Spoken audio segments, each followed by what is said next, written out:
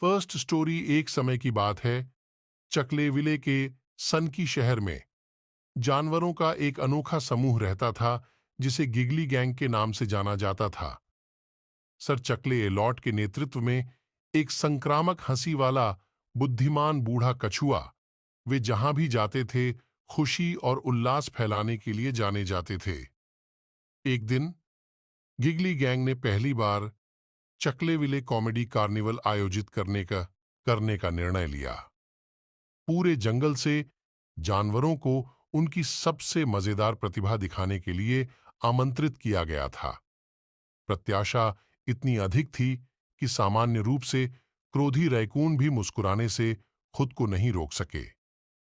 Carnival की शुरुआत एक स्टैंड अप कॉमेडी प्रतियोगिता के साथ हुई, जिसमें एक स्टैंड अप घोंघा शामिल था, जिसने धीमी गति से चुटकुले सुनाकर दर्शकों को हंसने पर मजबूर कर दिया। कलाबाज गिलहरियों ने एक साहसी दिनचर्या का प्रदर्शन किया, हवा में चुटकुले सुनाते हुए एक शाखा से दूसरी शाखा पर छलांग लगाई। यहां तक कि बुद्धिमान बूढ़े उल्लू ने भी होंठ योग्य वाक्य से सभी को आश्चर्यचकित कर दिया।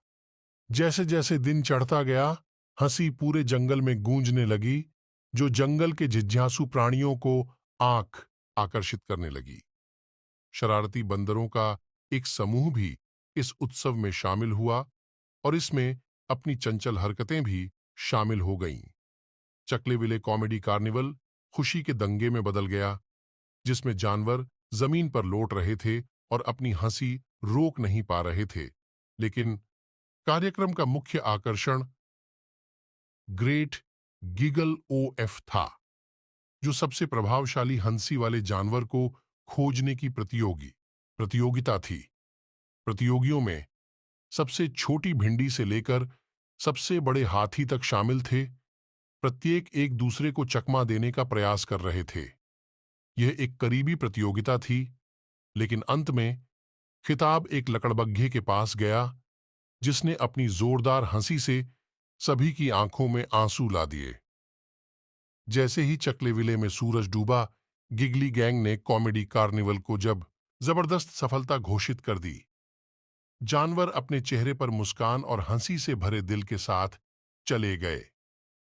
चकलेविले जंगल के सबसे खुशहाल शहर के रूप में जाना जाने लगा, जहां हंसी सिर्फ एक ध्वनि नहीं बल्कि जीवन जीने का एक तरीका था। और इसीलिए चकलेविले के जादुई शहर में गिगली गैंग ने खुशी और हंसी फैलाना जारी रखा, ये साबित करते हुए कि कभी-कभी सबसे अच्छी कहानियां वही होती हैं जो आपको तब तक हंसाती हैं जब तक कि आपका पक्ष दर्द न करने लगे। सीचन स्टोरी।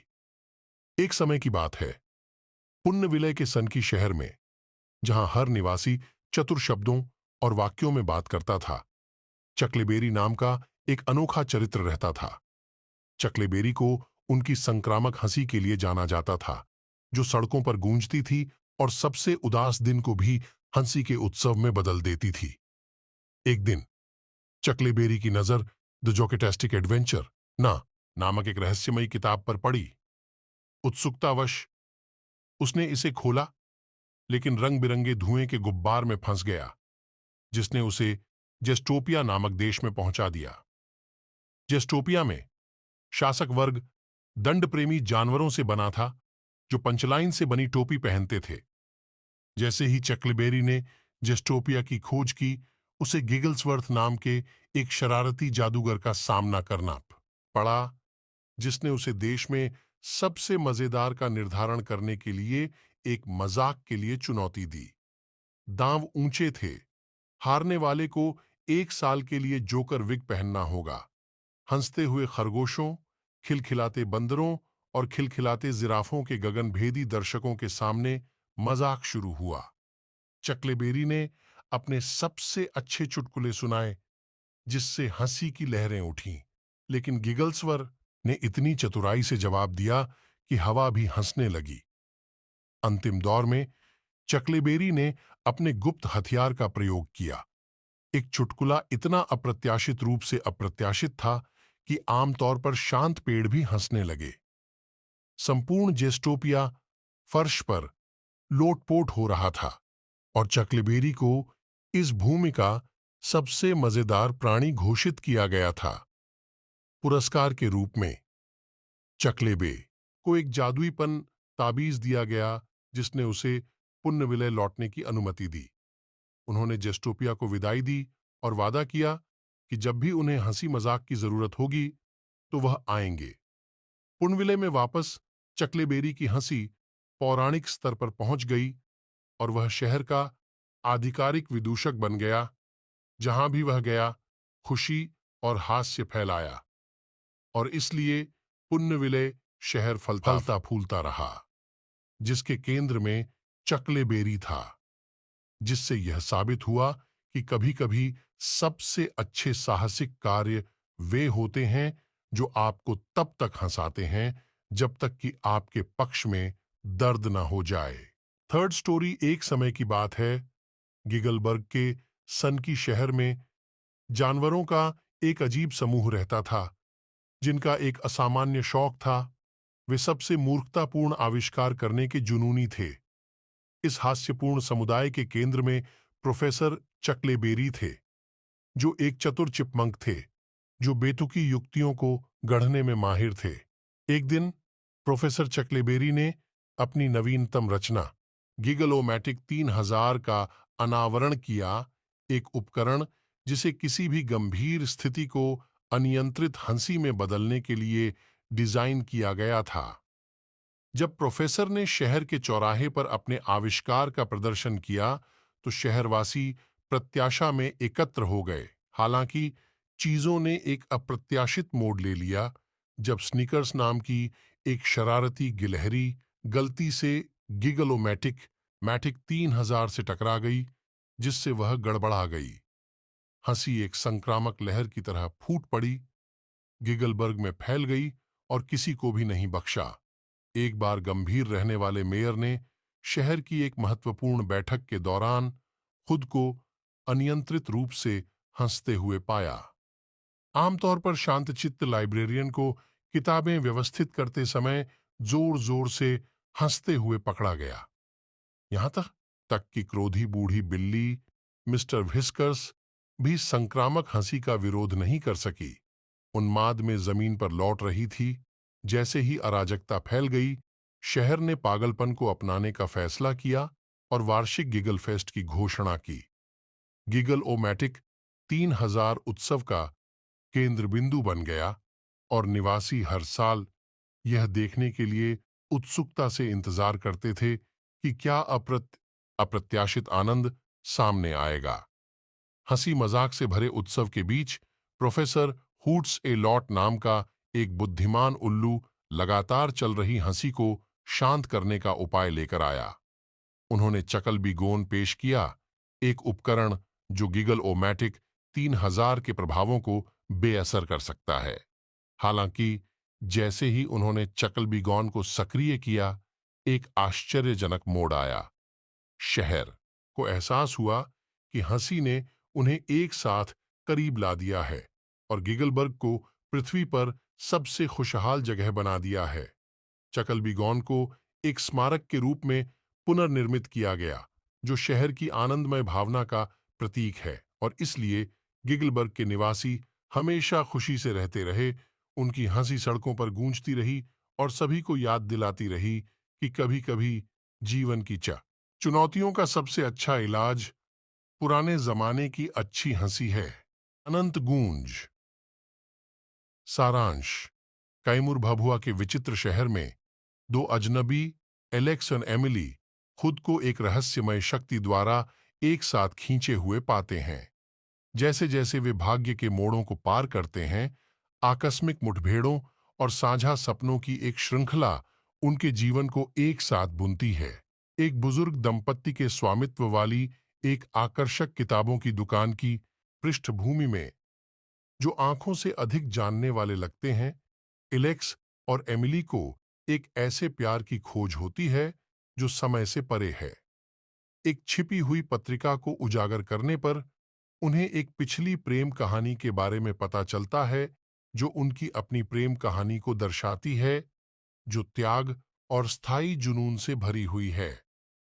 बुद्धिमान बुक स्टोर मालिकों द्वारा निर्देशित एलेक्स और एमिली अतीत की गूंज को समझने और उस चक्र को तोड़ने के लिए एक यात्रा पर निकलते हैं जिसने सदियों से उनकी आत्माओं को बांध रखा है।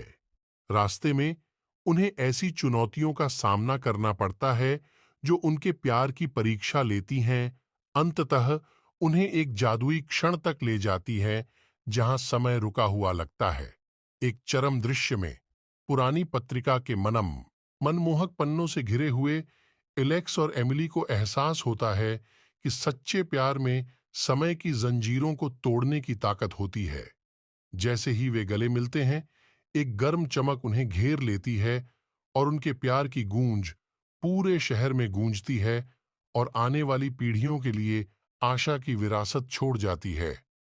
एटर्नल इकोजा एक कालातीत प्रेम कहानी है जो प्रेम नीय सेकंड स्टोरी अनंत सेरेनेड। सारांश। पेरिस के आकर्षक शहर में दो आत्माएं ओलिवर और इसाबेला एक विचित्र किताबों की दुकान में एक दूसरे से मिलते हैं। साहित्य और संगीत के प्रति अपने साझा प्रेम से एकजुट होकर वे आत्मखोज और रोमांस की यात्रा पर निकलते हैं। जैसे जैसे मौसम बदलता है वैसे वैसे उनका रिश्ता भी एक नाजुक फूल की तरह खिलता है। आरामद किताबों की दुकान की तारीखों से लेकर सीन के किनारे चांदनी सैर तक उनकी प्रेम कहानी शहर की शाश्वत सुंदरता की पृष्ठभूमि में सामने आती है। हालांकि चुनौतियां तब पैदा होती हैं जब जीवन उनके बंधन की ताकत का परीक्षण करता है। ओलिवर एक संघर्षरत संगीतकार अपने भविष्य को सुनिश्चित करते हुए अपने जुनून को आगे बढ़ाने के दबाव का सामना करता है। ऐसा इसाबेला एक प्रतिभाशाली लेखिका करियर आकांक्षाओं और प्यार के बीच संतुलन से जूझ रही है। जैसे जैसे उनके रास्ते अलग अलग होते हैं, जोड़े को एक दूसरे के पास वापस आने का रास्ता खोजने के लिए अपने डर और असुरक्षाओं का सामना करना पड़ता है। सहयोगी दोस्तों और पेरिस के जादू की मदद से ओलिवर और इसाबेला ने प्यार के वास्तविक अर्थ को फिर से खोजा और महसूस किया कि यह केवल गंतव्य के बारे में नहीं है, बल्कि उस यात्रा के बारे में है जिसे वे साझा करते हैं। एटर्नल सेरेनेड रोशनी के शहर की पृष्ठभूमि पर आधारित प्यार, लचीलेपन और कनेक्शन की स्थायी शक्ति की एक दिल छू लेने वाली कहानी है। Third story whispers of serendipity. कथानक। सेरेंडिपिटी के आकर्षक शहर में दो आत्माएं एम्मा और जेम्स अलग अलग जीवन जीते हैं। एम्मा एक महत्वाकांक्षी कलाकार अपने विलक्षण कला स्टूडियो में सांत्वना पाती है, जबकि जेम्स एक प्रतिभाशाली संगीतकार एक स्थानीय कैफे में धुनें बनाने में अपना दिल लगाता है। एक दिन एक आकस्मिक क्षण घटित होता है जब कैफे से गुजरते समय एम्मा की नजर जेम्स के संगीत पर पड़ती है। उसकी धुनों से उत्पन्न भावनाओं से प्रभावित होकर वह उसके संगीत से प्रेरित एक चित्र बनाने का फैसला करती है। इस बीच जेम्स स्थानीय गैलरी में प्रदर्शित मनोरम चित्रों के पीछे के रहस्यमय कलाकार से आकर्षित होकर गुमनाम चित्रकार को समर्पित एक गीत लिखना शुरू कर देता है। जैसे ही भाग्य अपना जादू बुनता है, एम्मा की कलाकृति जेम्स का ध्यान आकर्षित करती है और वे अपने अपने माध्यमों से संदेशों का आदान प्रदान करते हुए कलात्मक सहयोग की यात्रा पर निकल पड़ते हैं। ऐसा प्रतीत होता है कि शहर ही षड्यंत्र रच रहा है और आकस्मिक मुठभेड़ों के माध्यम से उन्हें एक दूसरे की ओर निर्देशित कर रहा है। जैसे जैसे वे साझा सपनों, भय और जुनून को उजागर करते हैं, उनका संबंध और गहरा होता जाता है।